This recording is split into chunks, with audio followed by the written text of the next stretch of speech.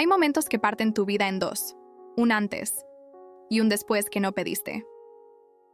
El mío llegó sin advertencia, en un salón que conocía de memoria, entre paredes que habían escuchado mis risas, mis votos, mis silencios más leales. Él se sentó frente a mí con la expresión de quien ya tomó una decisión. Yo conocía cada línea de su rostro, cada gesto, y aún así, no lo vi venir. Sus palabras no fueron crueles, fueron peor, fueron vacías, como si se hubiera quitado de encima algo molesto, como si yo fuera eso. Me pidió el divorcio, con la voz de un diplomático, no la de un esposo. Ni siquiera dijo mi nombre, solo la palabra divorcio. Lo primero que sentí no fue tristeza, fue vergüenza, porque en ese instante entendí que todos lo sabían antes que yo. Los murmullos, las miradas desviadas, las evasiones. Todos sabían, menos yo. La última en enterarse, la primera en perderlo todo. No lloré, no allí, no frente a ellos. Mi cuerpo entero se convirtió en piedra mientras mi alma se deshacía, como agua. Pensé en las veces que lo defendí, incluso cuando no debía, en las veces que callé, que entendí, que fui lo que el imperio esperaba de mí. Perfecta, pero no suficiente. Si esta historia ya tocó algo en ti, apóyala con un me gusta. Esta no es solo una historia, es una herida abierta que merece ser escuchada. Ese día no terminó solo mi matrimonio, ese día terminó la mentira, y nació algo que ni siquiera yo entendía aún, la mujer que no se arrodillaría más. Me quedé en silencio, mientras su voz seguía hablando de formalidades, de discreción, de que era lo mejor para el imperio. Yo solo pensaba en mi respiración, en cómo no permitirme quebrarme. Quería gritar, pero el grito se quedó atrapado en mi garganta, porque no solo estaba terminando una relación, estaban robándome la dignidad con palabras envueltas en cortesía. Lo miré a los ojos, y no vi culpa, no vi amor, vi alivio, como si hubiera esperado ese momento durante años, como si finalmente pudiera ser libre, de mí. Y entonces lo entendí.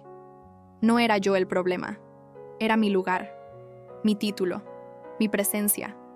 Mi historia con él era un estorbo que deseaba borrar.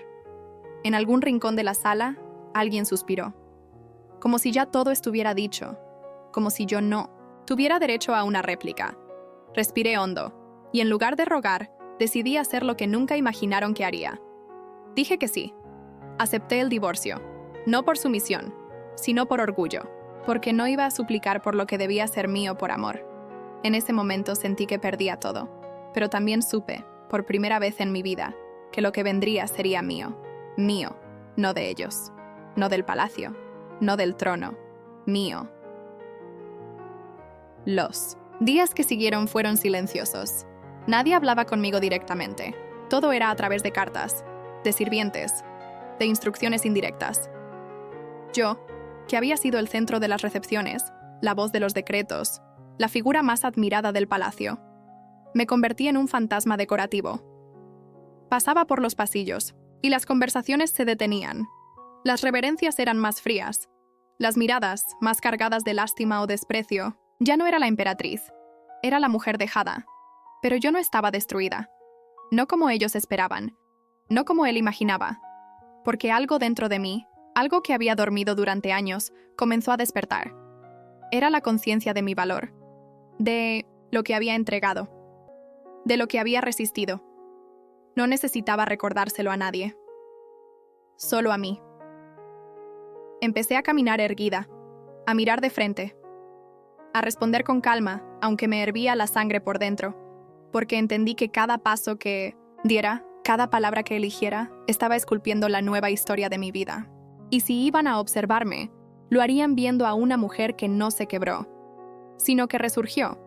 Nadie sabía que, en secreto, yo ya estaba planeando algo más grande, algo que ellos no podrían prever. Había aprendido algo. Cuando todos te dan por vencida, es el momento perfecto para levantarte sin hacer ruido. No quería venganza, quería libertad. Y para eso, necesitaba hacer lo impensable. Necesitaba dejar de ser su esposa, para volver a ser mía.